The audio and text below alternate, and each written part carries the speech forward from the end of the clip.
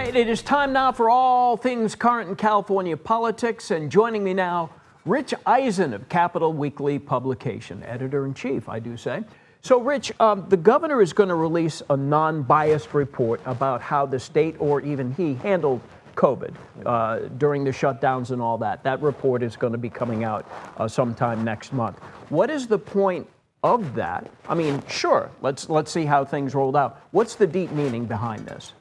Well, I wish we knew, because as usual, the governor he didn't tell us that. He went on a podcast of a conservative podcaster and told that person that. He has confirmed it, though, with other sources, though.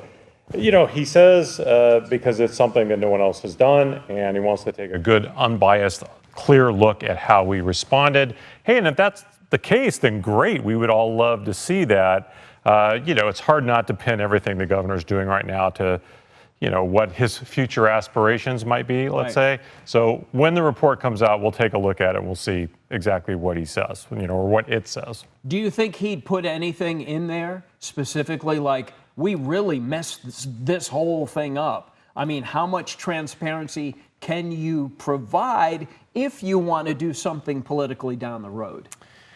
That's a really good question. Now, you know, one of the really key figures during COVID here was Mark Galley, who was the Secretary of Health and Human Services then.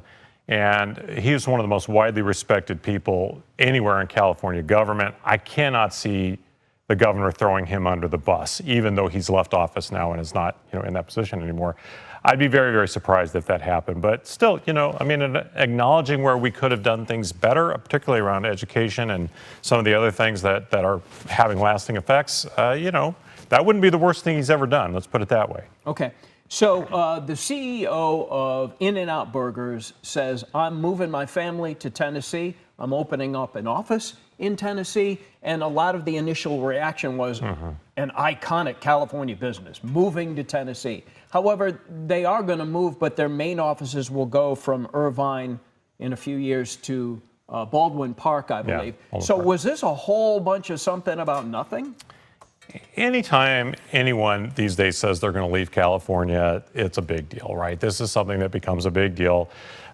Look, Lindsay Snyder has her reasons for doing what she's doing. She says it's about, you know, raising a better place to raise a family. And, you know, she's a very, she's had a colorful existence, let's put it that way. You know, she's, you know, someone whose personal life has been a little bit of a train wreck until, you know, recent years. And, you know, she will acknowledge that. She has acknowledged it. And so she's at a point in her life where she feels California is not the best place to raise her kids. Okay. Power to her. But, yeah, the business is staying here mostly. Okay. California, of course, is a sanctuary state. There are several sanctuary cities of note in this region. Is that primarily just a ceremonial title? It doesn't seem like, say, ICE per se cares anything about that kind of thing. What kind of power does sanctuary give you? Well, what the sanctuary laws do, for the most part, is they prohibit local law enforcement from cooperating with federal law enforcement when it comes to somebody's immigration status. So, really, our sanctuary laws or local sanctuary laws have no authority over federal law. Most of the state laws have no authority over any federal law. Federal, you know, law always takes primacy.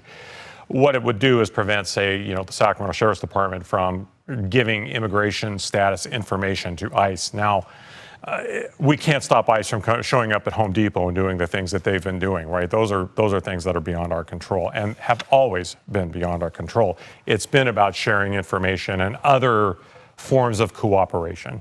Okay, Rich Ehisen, we thank you as always for joining us. Rich Ehisen, editor-in-chief of Capital Weekly publication.